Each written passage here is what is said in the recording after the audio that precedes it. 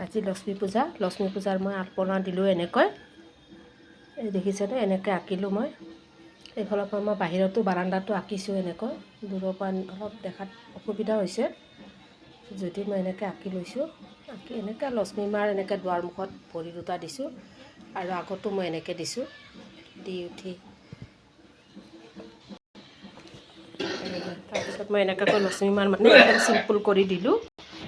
দি এনেকৈ একেবাৰে লক্ষ্মী মাক এনেকৈ কৰি স্থাপিত কৰিলোঁ।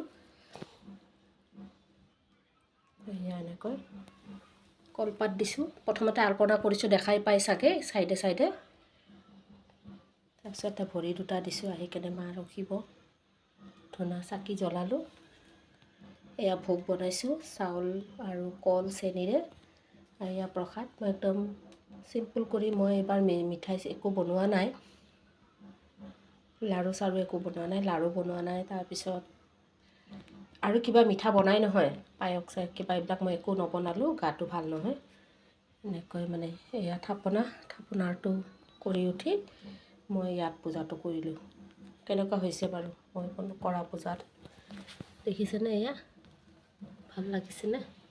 পূজাটো হৈছেনে নাই বাৰু?